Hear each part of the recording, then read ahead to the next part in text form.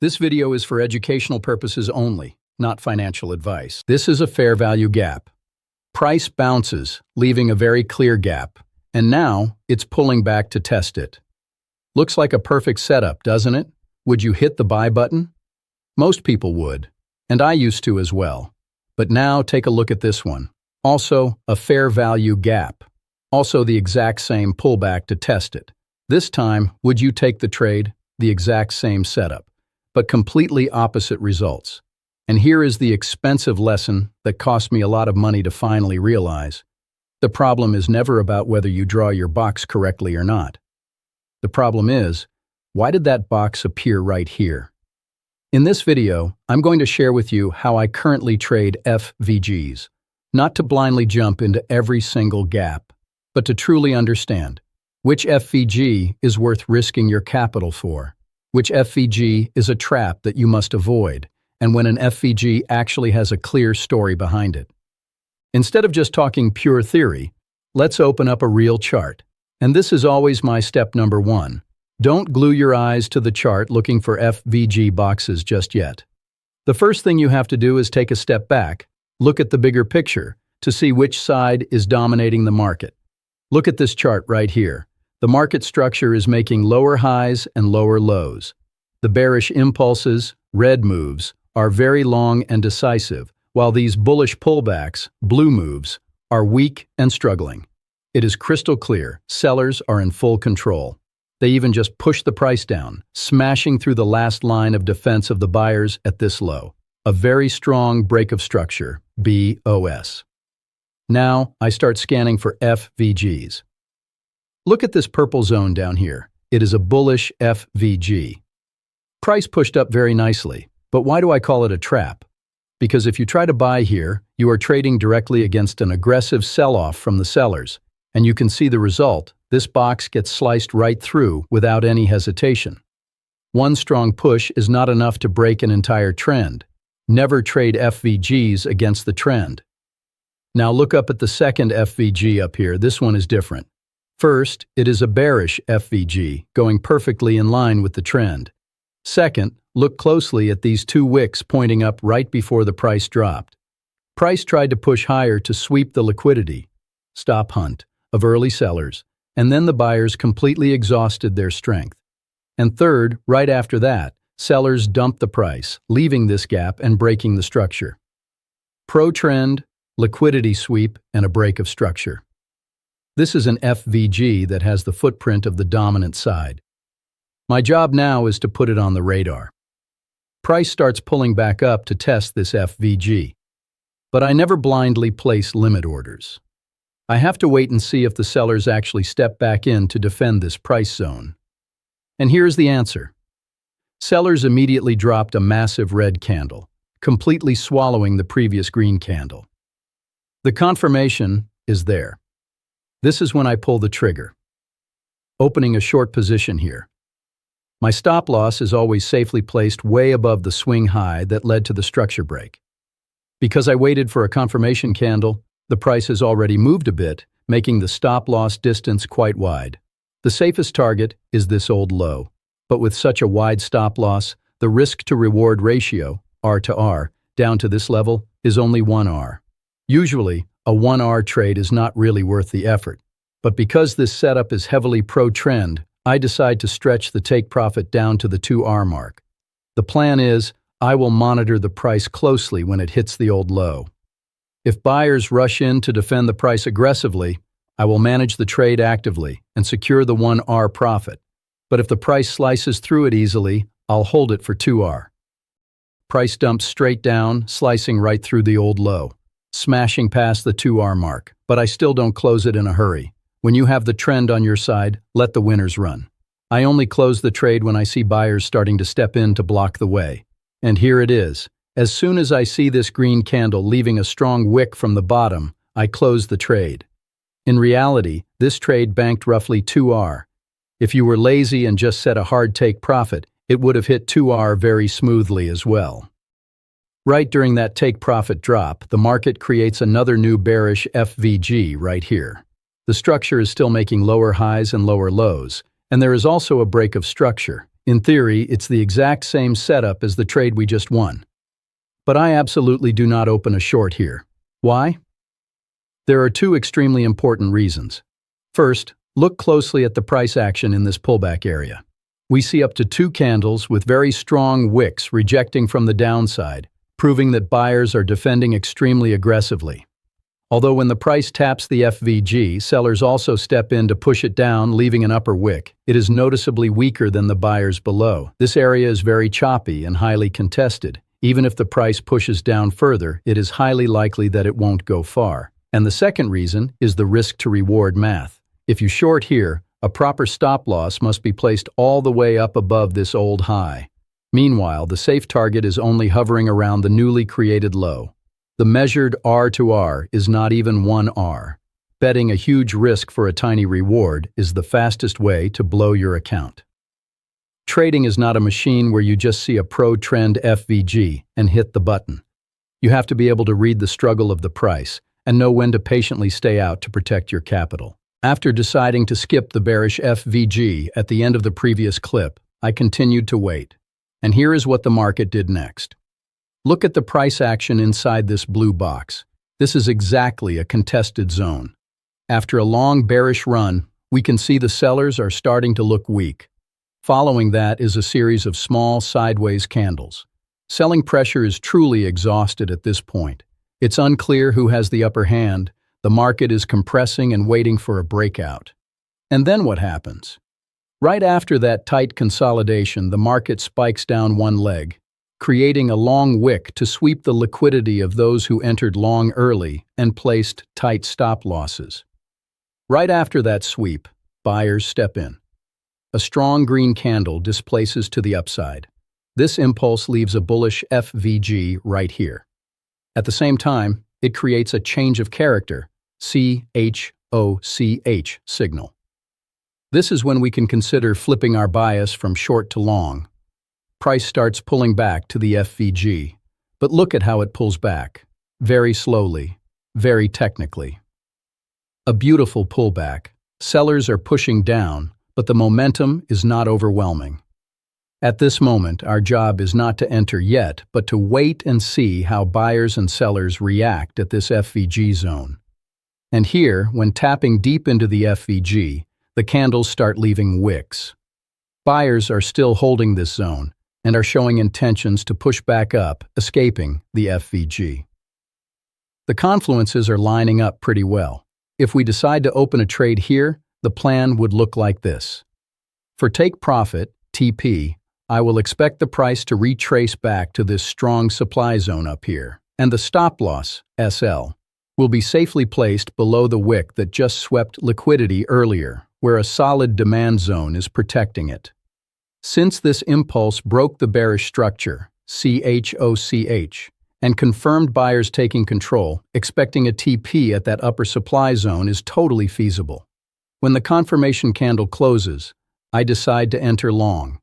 In trading, there is no setup that wins 100% of the time, but this position gives us a completely manageable risk and a reward big enough to justify it. The initial R to R I'm setting up is around 2R. Usually I place the TP around there, and then I observe how the price moves to manage the trade dynamically instead of being rigid. Price immediately runs exactly as expected. But when it gets up here, it taps into a previous supply zone, selling zone, and seems to stall.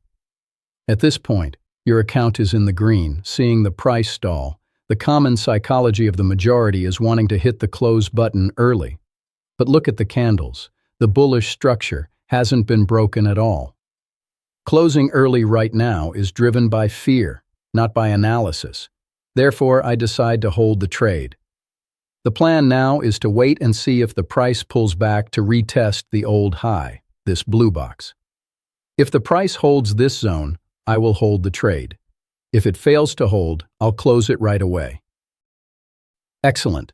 The price drops to that blue box and buyers immediately step in to hold this zone. Keep holding. The market continues to push up one more leg with a very strong green candle. But right after that, a massive red candle slams down, dumping harder than the previous green candle, forming a bearish engulfing pattern. Price is running straight into a strong supply zone. Quick decision. Close the trade right here. We bagged more than 1R on this trade. To share a bit more with you, even though the initial TP setup was 2R, my style is trend following, so there are trades where I hold and catch around 3 to 4R, sometimes even 6 to 8R. However, the market isn't always that generous. When the price shows a clear reversal signal like a bearish engulfing at a hard resistance, securing greater than 1R profit is a completely rational decision. From this trade, what is the biggest lesson? The difference between a high-quality FVG and a trap FVG is not about how big or small the candle is, but about the context prior to it. This FVG was created after sellers were completely exhausted and liquidity was swept clean. That is why it worked effectively. Don't just look at the FVG, look at the story that the wicks and candles are telling. Going back to the chart, let's take a look at what happens next. Right here, the market prints a massive green candle, leaving a juicy FVG. The candle body is huge and clear, looks very tempting, right? But wait a minute, don't pull the trigger just yet. If we take a step back to look at the bigger picture, what do you see? This FVG pops up right in the middle of a mess. This entire blue box area is choppy price action. Wicks are rejecting violently in both directions. Buyers and sellers are fighting chaotically, without either side truly taking control of the game. Trying to open a trade at an FVG floating in the middle of nowhere, lacking a clear dominant side like this, is no different from flipping a coin and gambling. The best plan right now is skip it and stay on the sidelines. Just as expected, the price didn't care about that FVG. It collapsed straight through the choppy zone and dumped hard to the downside. But look at where it's dropping into. It drops exactly into this green box. This is not a randomly drawn support level. This is a meaningful zone, a point of interest where big money has previously stepped in and reacted extremely strongly. Watch how the price taps into this zone. It immediately leaves a strong rejection wick. Buyers haven't given up. They are stepping back in and aggressively defending their crucial line of defense. And that defense translates into a decisive action. A series of green candles blasts upwards, creating a new FVG. Here, this is exactly the high-quality FVG that we need. It's reliable not because the displacement candle is big, but because of the context behind it. It was created from buyers successfully defending a meaningful zone. Price starts pulling back to the FVG with small controlled candles, controlled return. At this moment, pay attention to an extremely valuable detail. Do you see that this FVG perfectly overlaps with the green box above it? That old resistance was actually a demand zone created previously. In trading, when an FVG has confluence with an old demand zone, the buying support is multiplied. It's like pouring an extra layer of reinforced concrete over your defense line, extremely solid. When the price taps into this confluence zone, buyers immediately show their strength with rejection wicks. And the final confirmation is right here. A bullish engulfing pair appears. The confirmation conditions are met. At this point, the setup satisfies the initial trading plan. I decide to enter the trade. Stop loss is placed safely below the meaningful zone, the green box. For take profit, we will target the next structural swing high, a perfect setup with solid backing logic behind it. Price shoots straight up in a single run. But pay close attention to this final part. As the price approaches the old high, where the previous uptrend failed, it hits a very hard supply zone. Immediately, we see a series of continuous rejection wicks followed by a bearish engulfing candle. This is a signal showing that buyers are running out of steam and sellers are defending aggressively at this supply zone. The bullish momentum is showing signs of weakness. The safest decision right now is to close the trade here to protect the profits. When the market shows signs of weakness, I prioritize keeping my money over trying to hold and hope. What is the painful lesson from this setup? FVG is just a tool. Context is what dictates the outcome. Never trade FVGs that appear out of nowhere in the middle of choppy, messy price action. Be patient and look for FVGs that are created when the market reacts at a meaningful zone. That is where big money actually steps in and provides backing for your trade. After all these live trades, I want to share a truth with you. If you've just finished learning the theory, open a chart and blindly hit the long or short button every time you see a fair value gap, I bet your account is going to blow up very fast. To use FVGs safer and more effectively, here are the 3 elements I always check before entering a trade. First, context is king. Never trade FVGs against the trend, or FVGs floating in the middle of choppy sideways consolidation. Look for FVGs that originate from meaningful zones, strong supply or demand areas. Second, read the story of the wicks. Don't just look at the candle bodies. Before that FVG appeared, was the opposing side exhausted?